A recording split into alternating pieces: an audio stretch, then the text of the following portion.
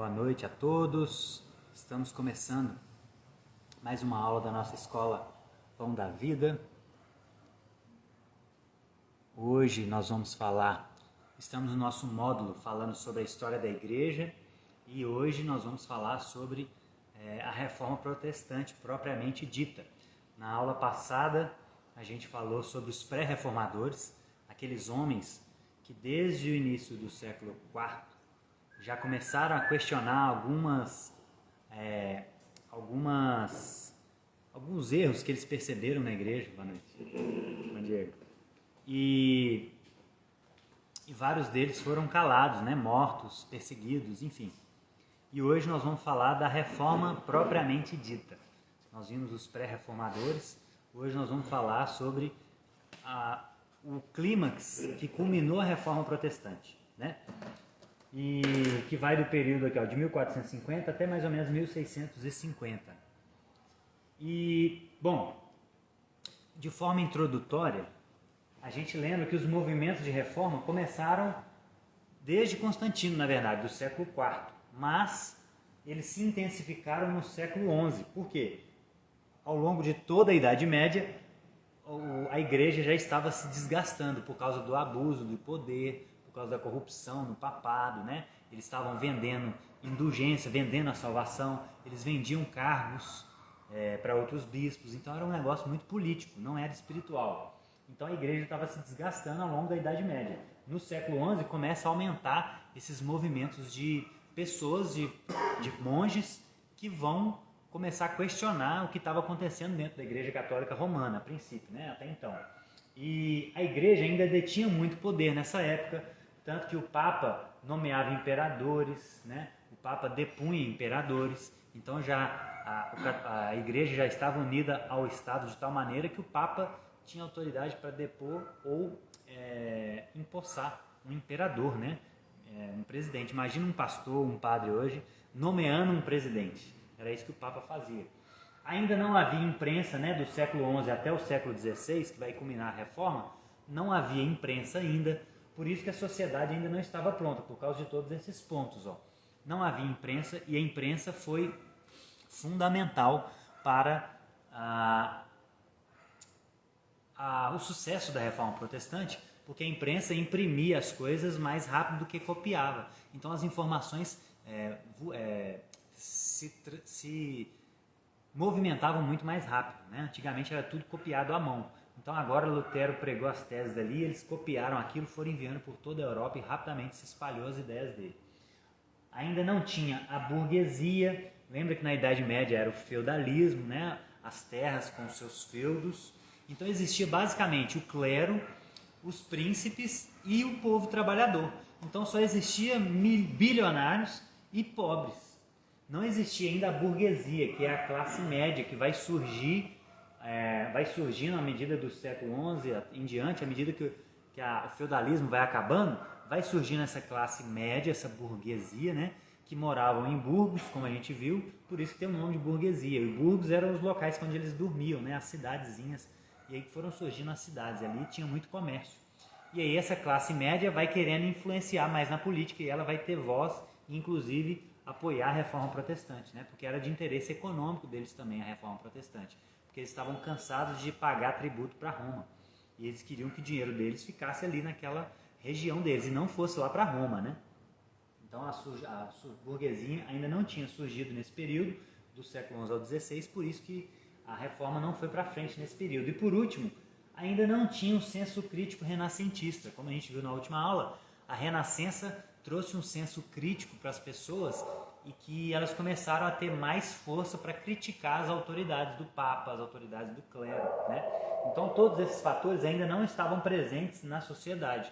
Por isso que do século XI tiveram vários movimentos de reforma, os valdenses, os cátaros e alguns outros homens, mas não vingou, numa linguagem popular, não vingou por causa de todos esses fatores. E aí vai culminar na vida de Lutero, ele é o principal reformador, A gente comemora a reforma protestante aqui no Brasil dia 31 de outubro dia 31 de outubro, Ela aconteceu em 1517, então 2017 a gente comemorou 500 anos da reforma. E ela é comemorada nesse dia por causa de Lutero. Ele nasceu na Alemanha, ele era filho de um homem de classe média para alta, né? Tinha uma mina, e a mãe dele era muito supersticiosa. Então ele foi criado no meio de uma criação supersticiosa. A mãe dele era muito supersticiosa, e isso vai influenciar na vida dele, nós vamos ver mais pra frente. Com 22 anos ele termina o seu mestrado em arte e começa a fazer direito a mando do pai. O pai queria que ele fosse advogado, então ele começa a entrar na faculdade de direito.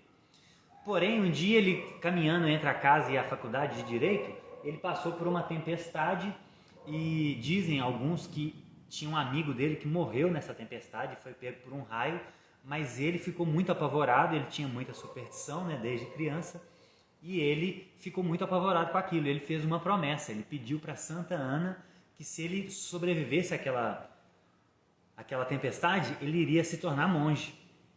E aí ele consegue sobreviver àquela tempestade e logo ele vai se inscrever no mosteiro agostiniano da época dele, lá da Alemanha. Então ele abandona a faculdade, vende seus livros e vai para o mosteiro, aí que ele se torna monge. Aqui é uma cena do filme Lutero, muito bom, recomendo. A Reforma Protestante de Lutero, tem no YouTube, liberados. Muito bom, eu coloquei basicamente as cenas do filme aqui que vocês vão ver. Aqui era o cabelo de um monge, eles tinham esse tipo de cabelo. E Lutero... O que o monge fazia? O monge ele ficava no mosteiro orando, copiando a Bíblia, ele se afastava do mundo para fazer essas coisas que eles acreditavam que isso era espiritual. Trabalhar na roça, trabalhar no campo, isso para eles era coisa secular, inferior, né? Porque eles herdaram o pensamento grego. Pois é, mas os monges, eles eram cristãos? Sim, eram monges católicos. Monge... exatamente. Existem monges asiáticos, né? Monge budista e tal. Mas nesse contexto aqui eram monges. Porque a gente ouve muito monge, que ainda existe hoje, né? É mais raro. Você tem uns monges por aí, né? Você vê algum. Tudo é por aí. Exatamente. São cristãos, sim. Mas eles eram católicos, monges católicos, entendeu? Monge quer dizer só o estilo de vida. Exatamente, monástico. O estilo de vida é monástico, afastado. E aí, gente, ele tinha muita ansiedade espiritual. Ele não tinha convicção da sua salvação. Ele achava que qualquer pecado que ele fizesse, ele já estava no inferno. E aí, na época do mosteiro, ele começou a fazer muitas penitências severas de alto flagelo. Ele se confessava com tanta frequência que um dia o outro monge lá que ouvia ele falou o seguinte: olha, quando você tiver um pecado de verdade, você vem me falar, porque isso tudo que você está falando isso não é nada de pecado. Porque ele era bitolado com isso, ele tinha uma ansiedade espiritual, uma incerteza de salvação muito grande. E ele no mosteiro, ele chega a dizer que ele foi buscar um Deus bom, mas ele saiu de lá com ódio de Deus, porque ele conheceu um Deus severo que o punia. Isso é o que foi passado para ele, né? Juntando com as superstições que ele trouxe desde a infância da mãe. E a sua vivência lá no mosteiro, ele começou a odiar Deus. Então ele achava que Deus era um tirano que só estava esperando uma oportunidade para punir ele pelos seus pecados. Então ele era muito perturbado espiritualmente na sua alma, né? E aí, em 1507, ele é ordenado e faz a sua primeira missa, celebra a sua primeira missa. Ele já tinha algum tempo no mosteiro e ele vai exercer o sacerdócio, né? Vai celebrar a sua primeira missa. Então ele vira um monge católico, né? Ele era um padre. E em 1508 ele termina sua teologia, vai para Wittenberg, ele vai ensinar teologia lá em Wittenberg, na Alemanha, outra cidade onde ele morava. E em 1511 ele é enviado para Roma para fazer uma expedição a trabalho, né? A trabalho do mosteiro. E quando ele chega lá em Roma, essa aqui é uma cena do filme, ó. Isso aqui é uma cena onde ele está visitando as relíquias dos mártires de Roma. E aí alguns historiadores vão dizer que, por exemplo, isso se tornou na Idade Média tão absurdo que existiam, por exemplo, 12 cabeças de João Batista, acho que a própria Lutero diz que existiam tantos pedaços da cruz de Jesus que se juntasse dava uma cruz de 50 metros de altura. Era algo bizarro, né? Por quê? Porque as pessoas usam muito da fé para ganhar dinheiro, né? De forma ilícita. Desde sempre. Desde sempre. Então ele ficou muito decepcionado, porque ele viu muita prostituição, ele viu sacerdotes se prostituindo, ele viu essa adoração excessiva a relíquias, esse abuso da religião. E aí ele ficou muito decepcionado. Aí isso vai começar a mexer com ele e a começar a mostrar para ele uma necessidade de reforma da igreja. Começou a haver problemas na sua igreja. Ele era um padre, como todo padre, adorava a Maria, ele se submetia ao Papa. Então ele era um católico romano, como todos os católicos romanos. Mas ele começou a ver coisas que ele começou a despertar para a necessidade de uma reforma. Em 512, que ele se torna doutor, né? Aqui ele começa a ensinar teologia. Aqui ele faz o seu doutorado em teologia, em 1512, com 29 anos. E nessa fase ele começa a ter um dilema também com a questão da justiça e a graça de Deus. Como ele tinha essa incerteza espiritual, ele começa a questionar a justiça de Deus. Então ele tem esse dilema muito profundo de como que a gente pode conciliar graça com justiça? Se Deus é tão justo, se Ele pune tanto os nossos pecados, como Ele pode ser misericordioso? Onde que está o equilíbrio disso, né? Então ele entra num dilema espiritual muito grande, ele tinha esse dilema espiritual muito grande. Até que, quando ele estava preparando uma aula sobre Romanos, para falar sobre Romanos, ele se depara com o texto de Romanos 1,17, que diz que o justo viverá pela fé. Isso foi um despertar na vida dele, e ele diz o seguinte: olha, aqui eu senti como se renascesse totalmente e entrasse no paraíso pelos portões abertos. Ali, uma faceta totalmente nova da Bíblia revelou-se para mim. Então, quando ele lê esse texto, e ele, como era um doutor, já tinha acesso já estudava grego, hebraico, ele já tinha acesso Provavelmente já tinha lido isso várias vezes, né? E começou a ter acesso à língua original, porque até então a missa era rezada em latim, a Bíblia deles, original, a oficial da igreja era latim, né? A Vulgata Latina de Jerônimo, do século IV. Então esses reformadores começam a ter acesso à linguagem original. E eles vão fazer a tradução deles exatamente do original, né? E aí esse texto virou uma chave no coração dele. Ele falou: cara, a salvação é pela graça, não é por obras. E aí ele começa a olhar todo o contexto que ele estava vivendo, que o padre estava vendendo indulgências, né? Ou seja, o Papa vendia a salvação. Aí ele vê na Bíblia e vê que o justo vive pela fé, a salvação é pela graça, não por obras. E ele vê esse abuso de adoração a relíquias, ele começa a firmar mais as suas convicções de que ele necessitava de uma reforma.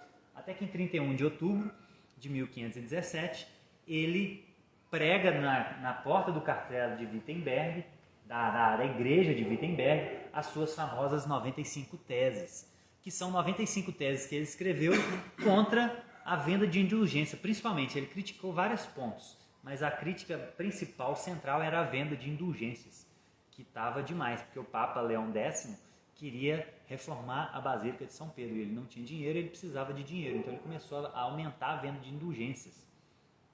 E aí, gente, isso foi um ato de rebeldia, pregar na porta da igreja 95 teses contra a igreja? Não, por quê? Porque como vocês veem aqui nessa foto, a porta do castelo era como se fosse um mural, igual a gente tem ali o nosso mural da igreja, tem escola, ali os mestres, né, os teólogos, eles pregavam as suas teses que eles queriam discutir com os outros. Então ele já tinha feito isso, inclusive, quando ele entendeu que a salvação era pela fé, ele pregou lá, queria discutir, eles discutiram, vários padres concordaram, outros não concordaram, mas não teve problema nenhum. Até então isso não foi um ato de rebeldia, porque Lutero, inicialmente, ele não queria criar uma nova igreja, ele queria reformar a igreja católica romana que ele fazia parte, né? Então isso não foi um ato de rebeldia. E olha só o que ele dizia na tese 82, ó, o que ele disse: por que o Papa não livra do purgatório todas as pessoas em nome do amor? E por causa da necessidade suprema de suas almas? Moralmente, esse seria o melhor de todos os motivos. Entretanto, ele resgata inúmeras almas por dinheiro. Então, olha para vocês verem, só para vocês terem ideia de qual que era o teor das suas teses. Eram coisas muito sérias. E ele foi muito duro nas palavras, mas ele estava expondo a verdade, né? Por que o Papa, se ele tem o poder Lembra que a gente falou na última aula?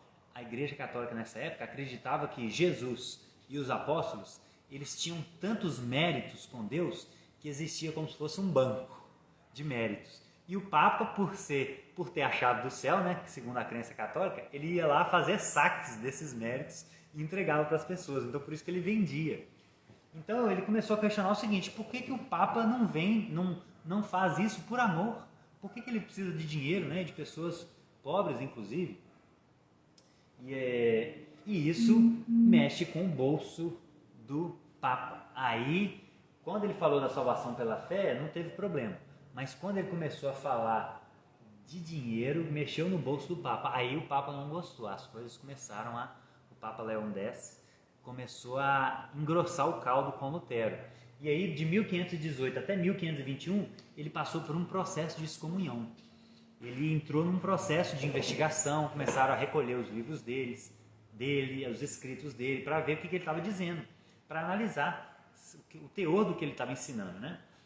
E esse processo durou 3 anos, e aí ele foi questionado. Essa aqui é a cena do filme, quando ele está sendo questionado diante do rei, do papa, tinha uma multidão aqui atrás. Ele estava sendo questionado e pedindo para renegar aquilo que ele escreveu, né?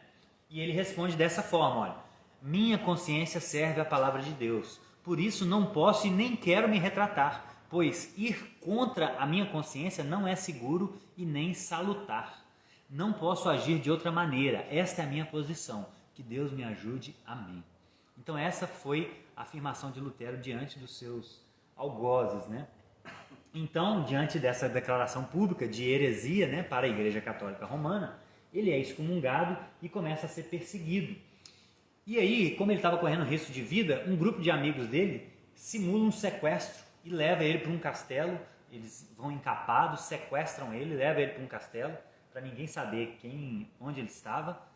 E durante esse 1 ano de exílio no castelo, ele traduz o Novo Testamento para o alemão, do grego para o alemão, em 11 semanas. 11 semanas ele faz isso. Por quê? Porque a principal tese dos reformadores era: a igreja está como está porque o povo é ignorante. Então eles precisam ter acesso a... Porque, gente, imagina eu estou dando uma aula aqui em alemão. Ninguém vai entender nada. Então não faz sentido nenhum, é um negócio muito absurdo, né? Então eles quiseram dar a Bíblia na linguagem do povo para eles entenderem a palavra de Deus, né? E serem salvos.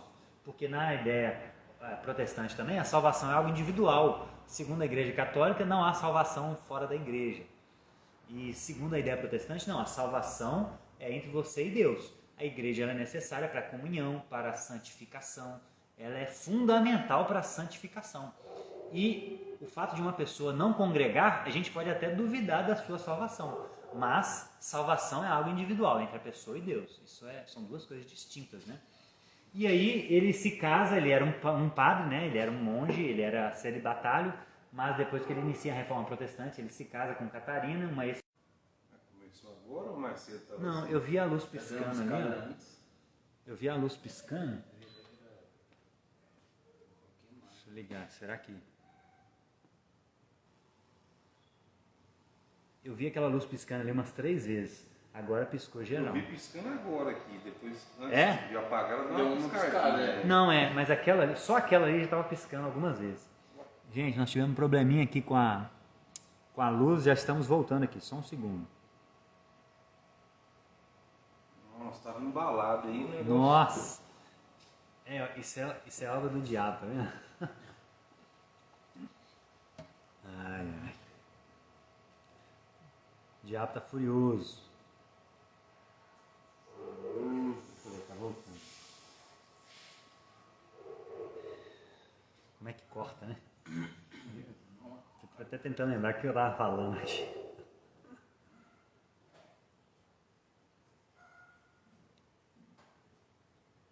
Bom, deixa eu ver aqui. Gilmar Barbosa, Reinaldo, Geraldinho, M. Cris Braga, sejam bem-vindos aí, gente.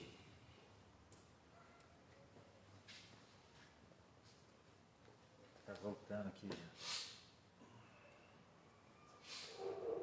Não é só o computador. Não, tava gravando. Não se ele...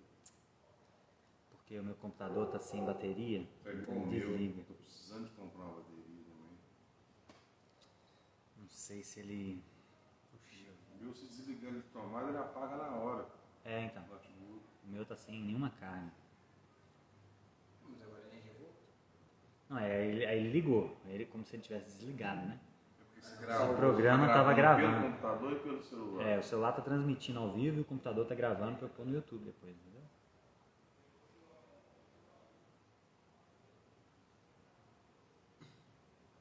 Ao vivo é assim mesmo. Quem sabe como. Vamos lá, então. Tá voltando aqui.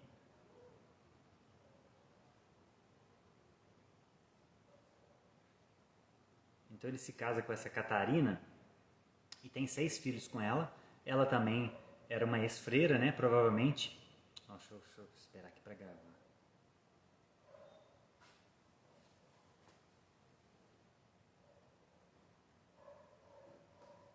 Aí, ó. Agora só para gravar aqui.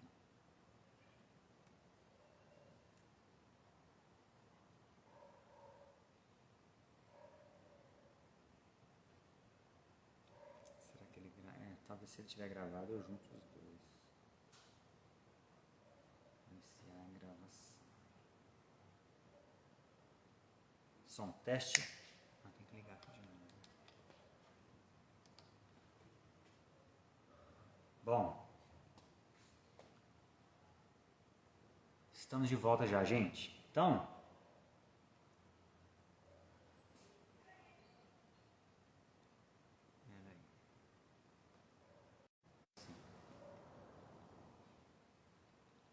Lutero se casou depois que ele iniciou esse movimento da reforma, teve 6 filhos com a Catarina e ele começa a mudar algumas coisas que ele entendia, que ele e outros reformadores entendiam que estavam errados na igreja, né? Então ele aboliu a figura do papado, né? O Papa não é o líder supremo da igreja, quem é o líder supremo da igreja é Cristo, não o Papa. Ele instituiu o sacerdócio de todos os santos, então todo cristão é um sacerdote, não existe diferença de acesso a Deus entre um pastor, uma pessoa, qualquer pessoa no culto, né? Cristã de fato. A questão é diferenças de organização eclesiástica, né? Existe liderança, isso não é o ponto. A questão é, segundo a Igreja Católica, existiam os sacerdotes e os leigos. Então, os sacerdotes estavam mais perto de Deus do que os leigos. Mas nessa visão protestante, não. Todo mundo tem igual acesso a Deus. Porém, Lutero, eu gosto de trazer, eu fiz questão de trazer alguns problemas também, porque como eu disse na chamada dessa escola, gente, eu vi muitas aulas de protestantes e de católicos, né, para a gente ver os dois lados, e me chateia, eu vejo os católicos omitindo os vários problemas que a igreja romana teve ao longo dos anos, e vejo os protestantes também não mostrando os problemas que tivemos na Reforma Protestante e temos hoje também. Então é uma briguinha, uma berrinha de pessoas defendendo tradições religiosas, que para mim não faz muito sentido, né? Porque a nossa referência, a gente está aqui para defender a verdade, não uma tradição. E o que tiver de certo numa tradição, a gente, se for verdadeiro e justo e bom e belo, a gente aplica, se for verdadeiro, se estiver na Bíblia. Senão a gente tem que condenar, seja protestante ou católico. E Lutero, ele se perdeu durante muito da sua caminhada e caiu em arrogância, caiu em até antissemitismo, gente. Então, olha só, eu trouxe essa fala dele aqui, ó. Isso aqui ele está discutindo com Zwinglio, que foi um outro reformador que nós vamos ver. E olha o que ele falou para Zwinglio. Zwinglio começou a discordar dele sobre a questão da ceia. Uma questão simples. Eles tinham 15 pontos em que eles discutiam. Eles concordavam em 14. Em um ponto eles discordavam se a ceia era o corpo literal de Jesus ou não. Só isso, gente. Olha a bobeira. É um detalhe, né? Se Jesus está presente literalmente ali, ou se aquilo ali é apenas um símbolo, porque a Igreja Católica acreditava que a hóstia transubstanciava, a substância dela se tornava a carne e o sangue de Jesus. Lutero discordava e Zwinglio discordava um pouco dele. Então eram 3 posições.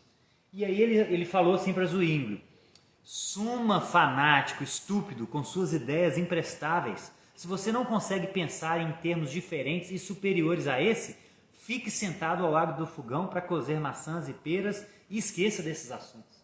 Olha o nível de arrogância de uma pessoa, né? E ele escreveu também contra os judeus. E muitos historiadores vão dizer que ele foi uma inspiração para Hitler. Hitler, em alguns dos seus escritos, cita Lutero, porque Lutero é alemão, Hitler era também alemão. Então, Hitler, em algum dos seus escritos, ele diz que Lutero era um homem genial para ele.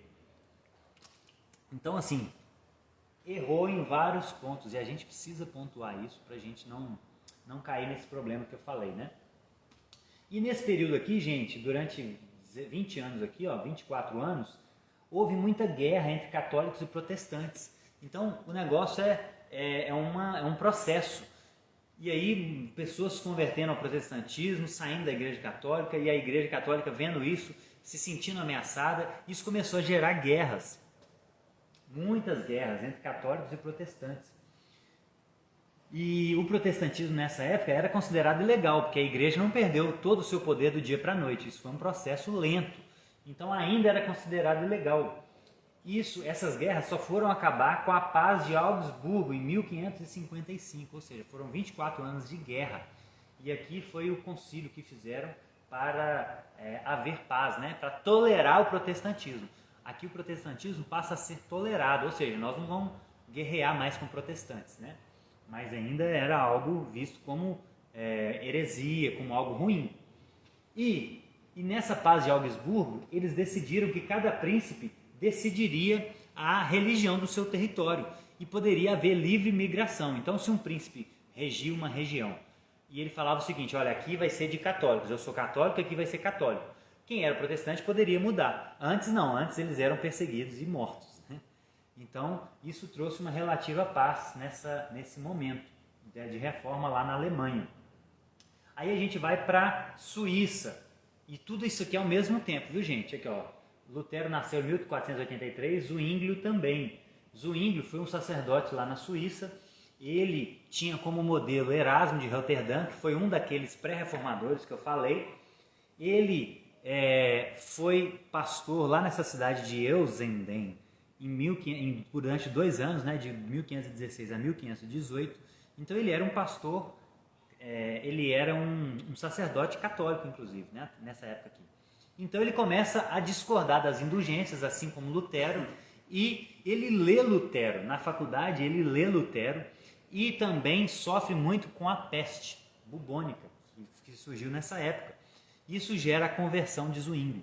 Zwinglio se converte ao protestantismo nessa época, depois que ele começa a ler os escritos de Lutero e sofre com a peste. Então ele começa a pregar sobre o dízimo, que o dízimo não era... tinha que ser algo voluntário e não como a Igreja Católica vinha pregando até então, na ideia dele, como uma obrigatoriedade, como algo que... como a gente vê muitos pastores hoje, né? Se você não der, o devorador vai vir e te pegar, colocando medo, né? Enfim. Não, o dízimo é algo voluntário por amor. Quem dá muito, come muito. Isso é até verdade que a Bíblia diz isso. Mas a questão é que eles manipulam isso, né? Palavra-chave. Né? Paulo fala, né? Quem semeia muito, colherá muito, né? Isso é um princípio espiritual. E aí, ele começa a incomodar o Papa, o papado, a igreja, e eles propõem um debate com ele e todos os outros teólogos que eles iriam trazer para esse debate. E aí ele sai vencedor, e o vencedor teria a sua fé oficializada. Então ele sai desse debate com todos os teólogos vencedor, e o conselho da cidade decidiu-se pela vitória de Zwinglio. E suas ideias ganharam logo condição de legalidade lá na Suíça agora. Olha só como é que as coisas vão mudando em cada país.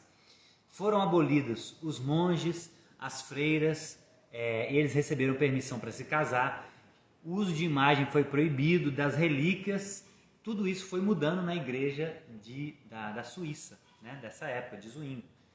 E outro reformador dessa época foi Calvino.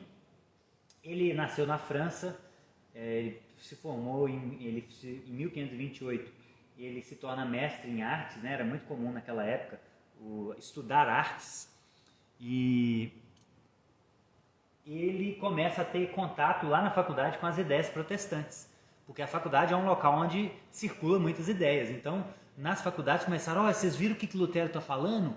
Olha isso aqui que ele disse, que a salvação é pela graça. E isso começa a ser discutido nessas faculdades. E mesmo em faculdades de outros cursos que não teologia, ele ainda era muito voltado para a religião. Então eles tinham aula de latim, eles tinham aula de religião. Então isso era muito discutido, né? Em 1533, Calvino se converte também ao protestantismo e ele tem que fugir para Basileia, na Suíça, onde Zwinglio morava, né? Na Suíça, porque ele nasceu na França. Aí que ele vai encontrar com Zwinglio e eles vão trabalhar juntos.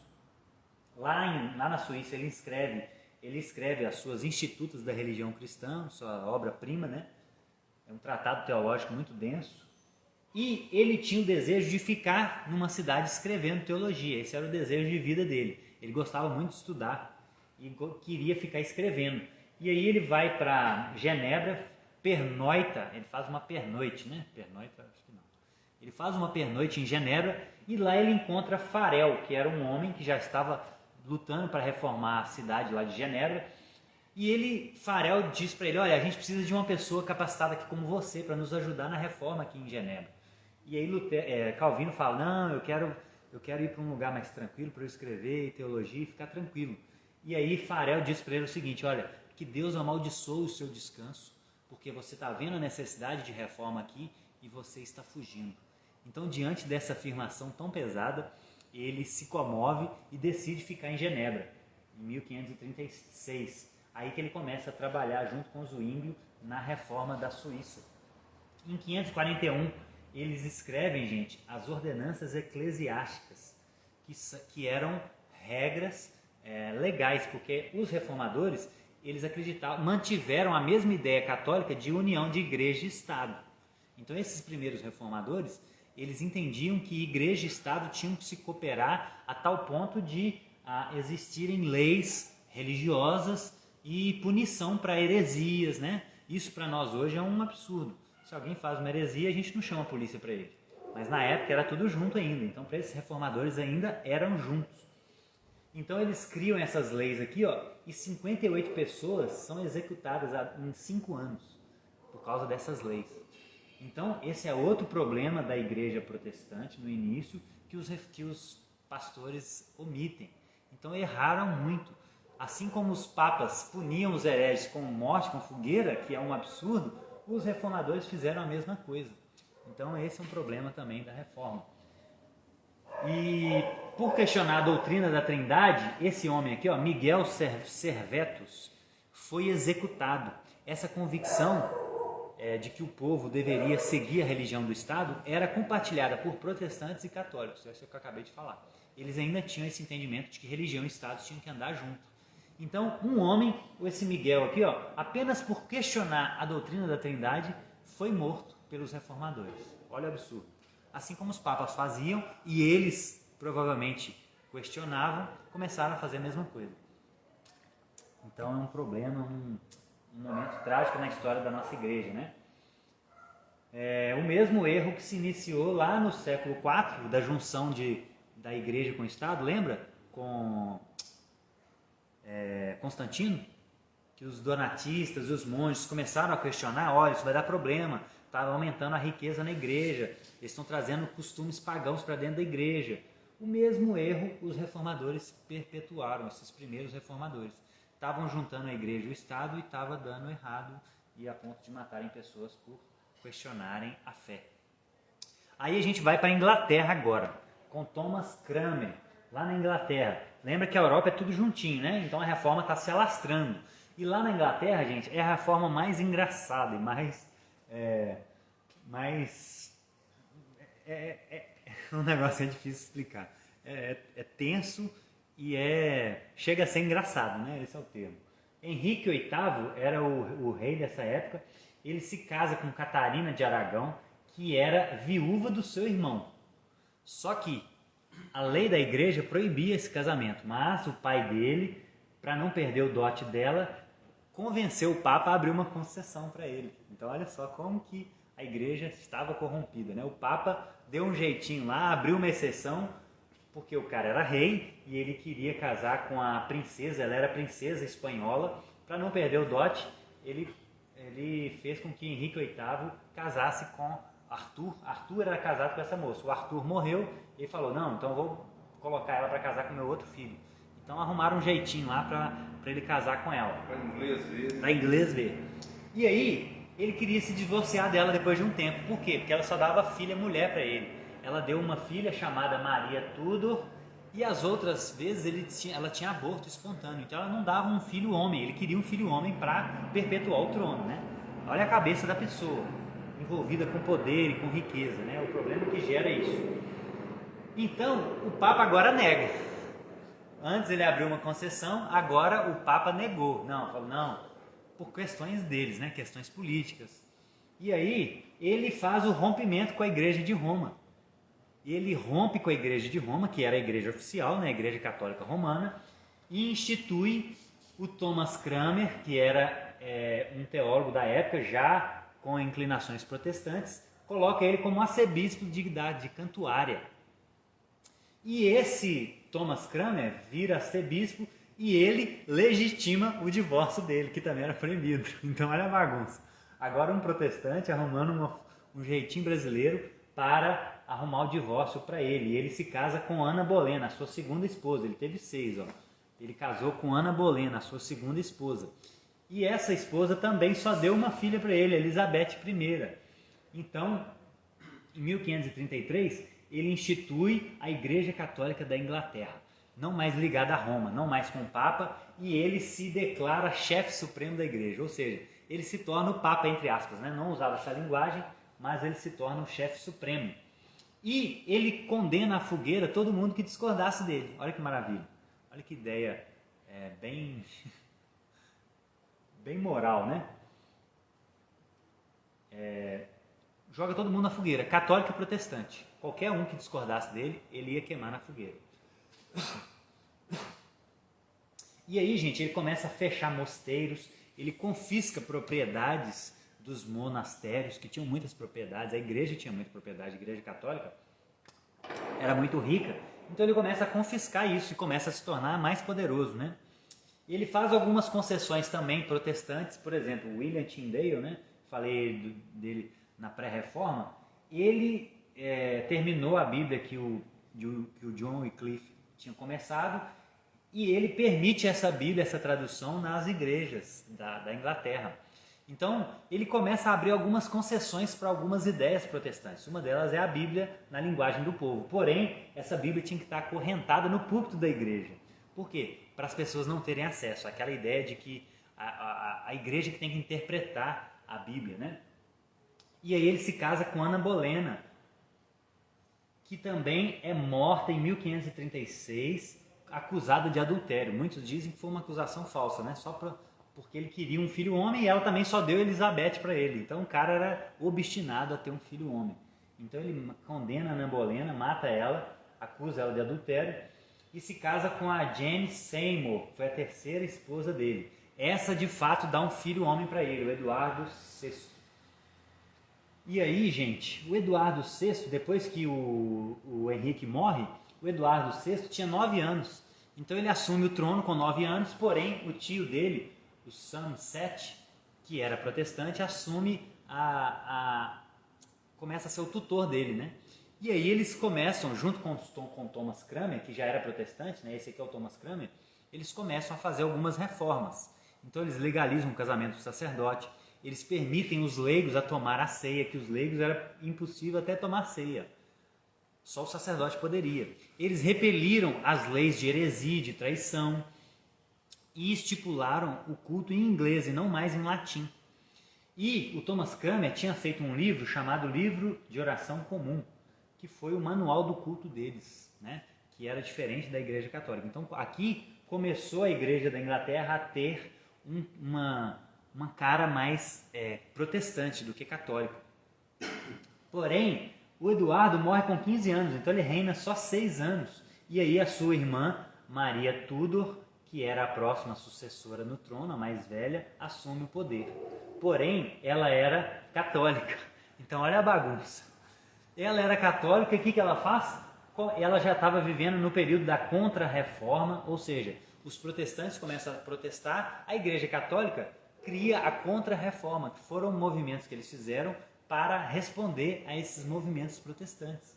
Então ela restaura o catolicismo e revoga tudo que o irmão dela tinha feito para o protestantismo. Então ela volta à Igreja da Inglaterra a ter uma cara mais católica. E ela é conhecida por ser a Maria Sanguinária. 800 clérigos se recusam a acatar essas mudanças que ela fez. Então já estava há 6 anos as igrejas com uma cara mais protestante. Ela volta tudo para o catolicismo. E aí 800 clérigos não aceitam isso e falam, nós não vamos mudar. E 275 pessoas nessa fase são martirizadas. Ela começa a matar pessoas que começam a discordar dela, incluindo o Thomas Cranmer. Ela mata o Thomas Cranmer. E por isso ela é conhecida como Maria Sanguinária. Porém, esses martírios fortaleceram muito a população. Então eles começaram a ver, nossa, eles estão sofrendo pela fé, eles tiveram fé, eles tiveram coragem. E aí o protestantismo começa a tomar mais uma cara popular. Os populares começam a ter uma simpatia pelo protestantismo. E aí a Maria Sanguinária morre, ela reina durante 5 anos só também, ela morre, e quem assume o trono? A Elizabeth I, a filha da Maria Ana Bolena, da segunda esposa dele, do Henrique VIII. Ela já era protestante, olha só que bagunça. E aí, mas ela tinha uma simpatia, ela não tinha simpatia pela teologia reformada. Então ela era protestante, mas a teologia reformada, Lutero, Zwingli e Calvino, eles começaram a ir para um outro extremo da Igreja Católica. A Igreja Católica afirmava que a salvação era pela fé e pelas obras. Os reformadores começaram a falar o seguinte, não, Deus, desde antes da eternidade, elegeu aqueles que iriam ser salvos. Então eles foram para o outro extremo. Então ela não tinha muita simpatia com essa doutrina protestante, reformada. E a sociedade naquela época estava dividida entre catolicismo e protestantismo. Cada rei coloca uma coisa, então o povo tinha já pessoas protestantes, tinham católicos, então o povo estava todo dividido. E aí o que ela faz? Para tentar unir a nação, ela adota a teologia moderada protestante junto com a liturgia moderada católica. Então a igreja anglicana ela surge nesse contexto de adequar um pouco do catolicismo com um pouco do protestantismo. Então eles dizem que a igreja anglicana ela tem a alma protestante e o corpo católico. Então a estrutura é toda católica. O templo, a arquitetura, a liturgia é toda católica. Mas a doutrina é protestante. Mas tudo com um pouco de moderação, né? Aqui para você ver, isso aqui é um templo, olha aqui, é igualzinho uma igreja católica. É um templo anglicano, ó. E eu trouxe até aqui eu saí aqui. Mas eu estava vendo um culto anglicano e é igualzinho a um culto católico. Aquele que eu estava vendo era um culto anglicano, não era um culto católico, era um culto anglicano aquilo, mas é igualzinho. E aí surgem os puritanos. O que são os puritanos? São aqueles protestantes que olharam para essa estrutura meio a meio e falaram assim, não, a reforma não foi feita direito. Então nós temos que purificar a igreja, por isso que eles são chamados de puritanos. E os primeiros puritanos, eles eram calvinistas ingleses que esperavam transformar a igreja da Inglaterra em uma igreja nacional presbiteriana, nos moldes da Escócia. E toda a Inglaterra, eles queriam transformar ela numa república cristã, segundo os modelos de Genebra. Quando a uniformidade da Elizabeth ficou mais clara, mais nítida, as suas vozes soaram em protesto contra os elementos que consideravam papismo, tanto na teologia, na adoração e no governo eclesiástico anglicano.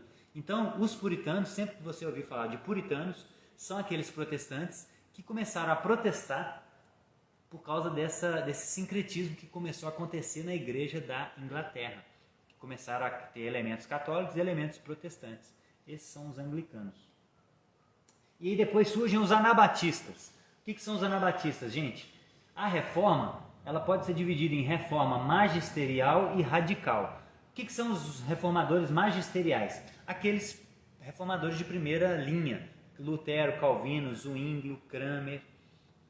Só que os radicais, assim como os puritanos, os anabatistas, por exemplo, eles começaram a ver o seguinte: olha, não, tem coisa para mudar ainda, não está muito bom ainda. A gente olha para a Escritura e tem coisa que vocês ainda não adequaram à Escritura. Por exemplo, esses reformadores batizavam crianças. Então a igreja anglicana, luterana, todas elas batizam crianças, igual a igreja católica romana. E aí esses protestantes olharam para a Bíblia e falaram assim: gente, mas todos os batismos na Bíblia foram feitos de adultos, depois de arrepender, de confessar seus pecados. Então isso está errado. Por isso que eles são chamados de radicais. E eles são chamados de anabatistas exatamente porque, na visão desses reformadores primeiros, né, Calvino, Lutero, eles negavam o batismo da infância. Então, por isso eles são chamados de anabatistas, negam o batismo, ou então rebatizam as pessoas.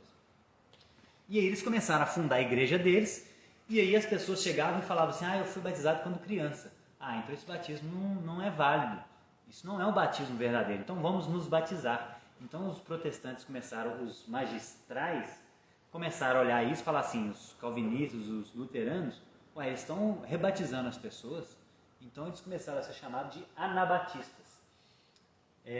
E negar o batismo, gente, para uma criança, naquela época, era considerado crime e heresia. Por quê? Aí a gente entende um pouco também o outro lado. Tudo em história tem dois lados, né? Imagina, eles acreditavam que a salvação dependia do batismo.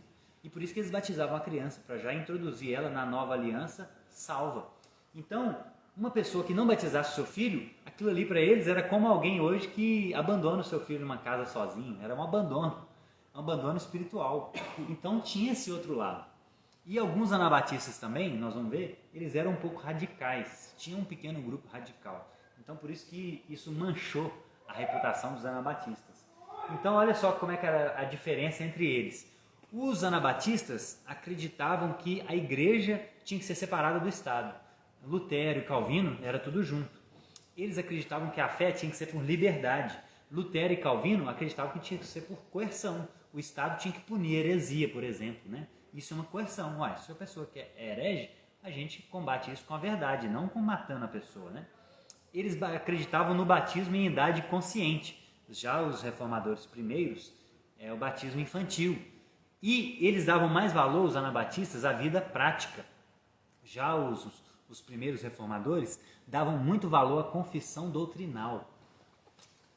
Por isso que eles têm as confissões de fé, de Westminster, os sínodos, eles são muito focados na doutrina, né?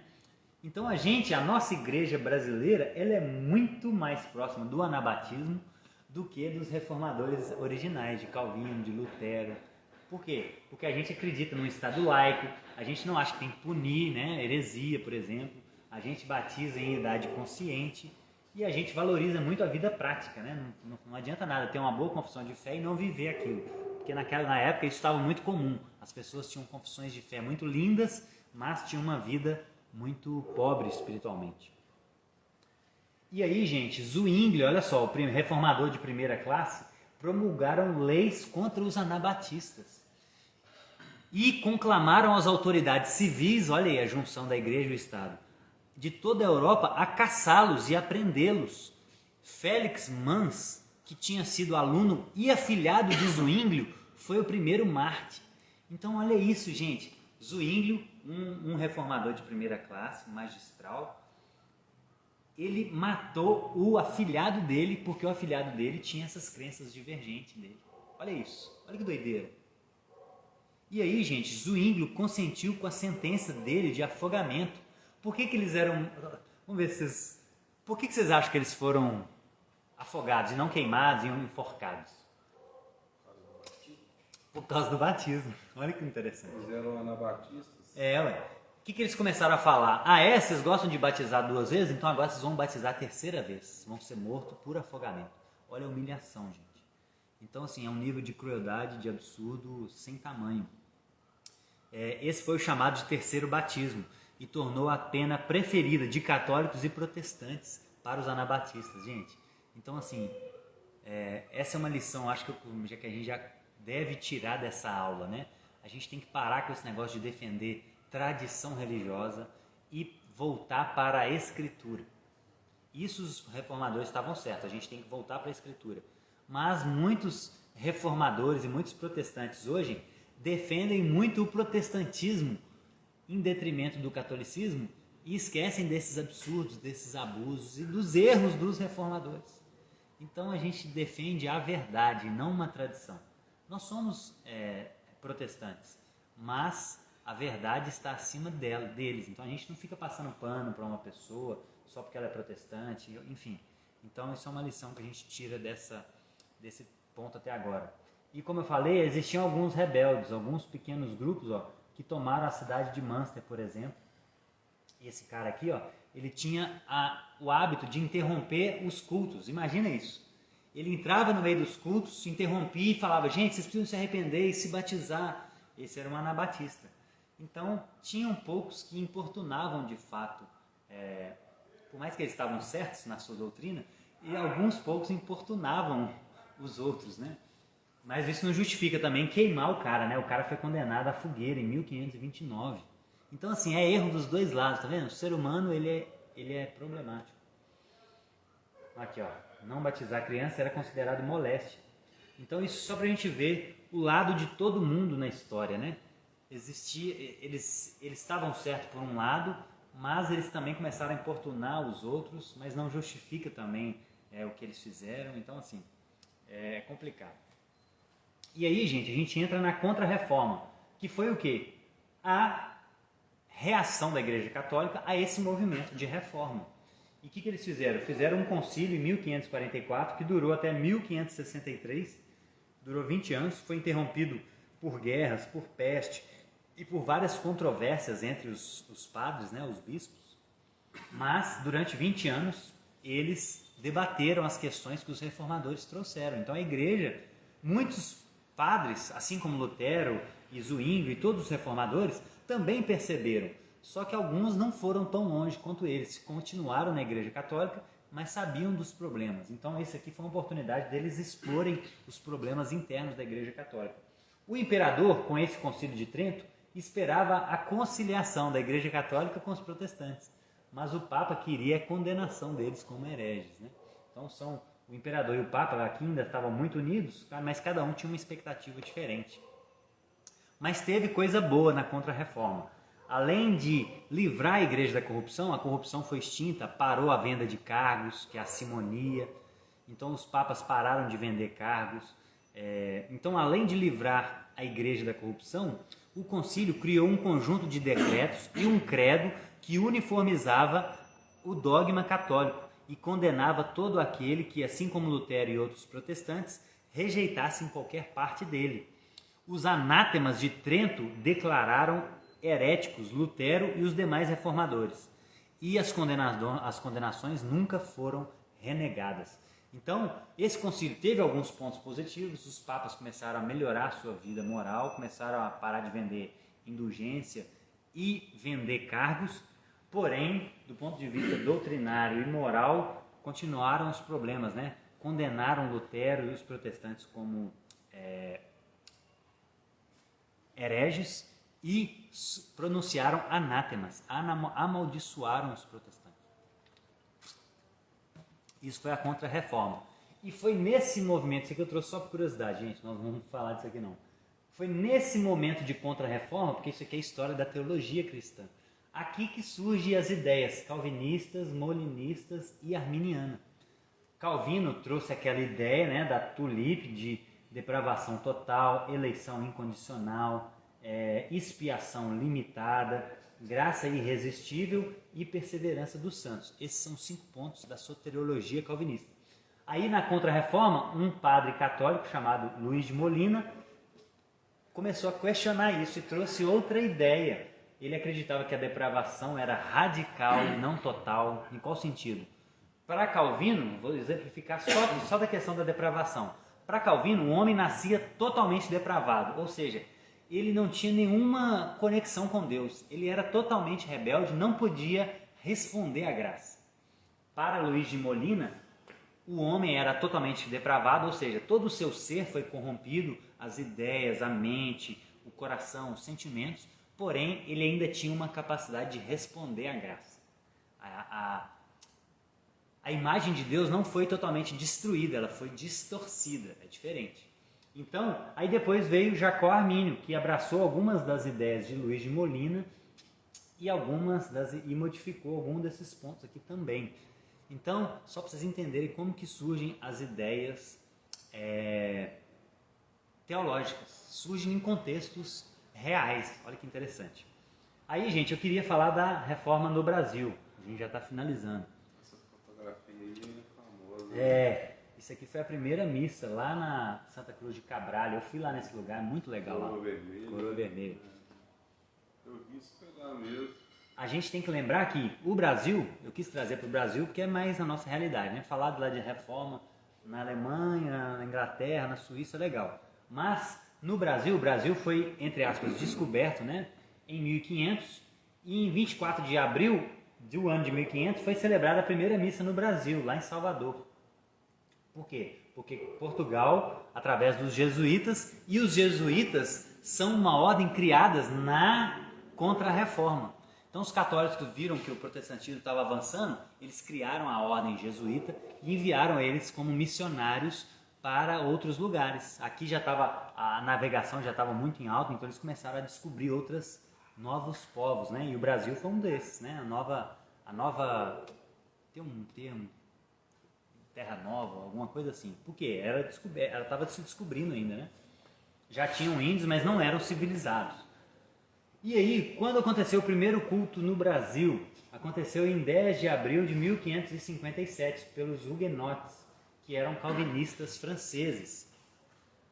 E como que foi como que surgiu isso? Em novembro, 2 anos antes de 55, Nicolas Villagagnon foi um militar francês que tinha raízes católicas, mas ele tinha inclinações protestantes. Muitas pessoas ainda estavam naquela dúvida, né? Ele veio para o Brasil, para o Rio de Janeiro, para tentar instaurar uma colônia francesa. E aí ele viu aqui que os índios eram muito imorais, andavam pelados, né? Por sinal, e faziam práticas de canibalismo, matavam crianças que nasciam deficientes. Então eles ficaram assustados com esse nível de imoralidade dos índios. Então ele pede para Calvino, ele tinha contato direto com Calvino, a gente está em 1555. Ele pede para Calvino ajuda e Calvino manda alguns fiéis e 2 pastores para cá. E nesse dia, eles desembarcaram no dia 10 de 3 de 57 e nesse dia eles celebram o primeiro culto no Brasil, lá na Baía de Guanabara, no Rio de Janeiro. Isso aqui é um memorial deles, em memória dos 2 que celebraram o primeiro culto protestante no Brasil. Lá no Rio de Janeiro? Lá no Rio de Janeiro. Aquela igreja lá atrás está parecendo aquela igreja ali da Praça Raul Soares ali. Como é que chama aquela igreja ali? Da Raul Soares, eu não sei o nome daquela igreja, mas igreja é uma igreja católica. Evangélica? Não, evangélica. Bem na Praça Raul Soares, eu acho que é a primeira igreja... Deve ser metodista. É com essa arquitetura aqui, né? Mesma coisa. É a igreja histórica. Era. Esse aqui é lá no Rio, em memória desses Igualzinho dois. aquela ali, bem na rotatória lá da Praça Raul Soares. E aí, gente, o Villagagnon, como eu falei, ele tinha algumas raízes católicas. É esse cara aqui, ó. E quando começaram a surgir as igrejas protestantes, ele começou a discutir, a discordar de alguns pontos. E aí ele começa a proibir os cultos protestantes rapidamente no Brasil. E expulsa, em 1558, um ano depois, ele expulsa os protestantes daqui. E fala para eles, olha, vocês têm que voltar para a França, que aqui a gente vai ser católico mesmo. Porém, 5 deles ficam, porque o navio estava muito pesado, eles ficaram com medo de viajar, 5 deles ficaram aqui. E aí eles passam por uma entrevista, o Villagagnon entrevista esses 5 homens que ficaram para ver o que eles acreditavam sobre a fé, e aí eles respondem somente baseados na Bíblia. Os homens que ficaram, esses protestantes, esses fiéis que vieram da França. E aí, gente, ele condena eles por heresia. E aí, essa resposta deles ficou conhecida como a Confissão de Fé de Guanabara, lá no Rio de Janeiro. Por quê? Porque eles colocaram coisas ali fundamentais à fé, né? Nós cremos em Jesus como nosso Senhor e Salvador, só Ele é mediador entre Deus e os homens, contrário às ideias católicas. E aí eles foram condenados a estrangulamento em 9 de fevereiro de 1558. Porém, dois deles ficaram, um fugiu, o outro ficou porque negou a fé, e aí o outro foi morto mais para frente, enfim. Ou seja, um ano depois do protestantismo começar no Brasil, ele é extinguido, né? Então essa foi a primeira tentativa. A segunda foi com os holandeses. Os holandeses, em 1630, eles desembarcam agora lá no Nordeste e com interesses comerciais, né, de cana-de-açúcar, que era muito comum lá no Nordeste nessa época. E eles instituem lá em Pernambuco e na Paraíba 22 igrejas reformadas holandesas. E lá ainda eram muito índios, né? Nessa época ainda tinha muitos índios no Brasil. Eles começaram a prestar serviços de alimentação, cesta básica, acolhimento aos órfãos, começaram a instituir hospitais e levar a Bíblia na língua nativa para eles. Porém, 24 anos depois, os portugueses já começaram a ver esse avanço protestante ali na região e os portugueses expulsam esses holandeses de volta para a Holanda. Então, o protestantismo no Brasil tem essa primeira tentativa em 1558, já no início da Reforma, com os franceses, já são extintos rapidamente, em um ano. Depois, em 1630, os holandeses, e depois de 24 anos também já são expulsos. E o Brasil vai ficar sem expressão protestante até o início do século XIX. Só com o surgimento do pentecostalismo lá nos Estados Unidos, que vão vir isso vai ser na próxima aula, que vão vir para cá no início do século XIX, só aí que nós vamos começar a ter o crescimento da igreja protestante no Brasil.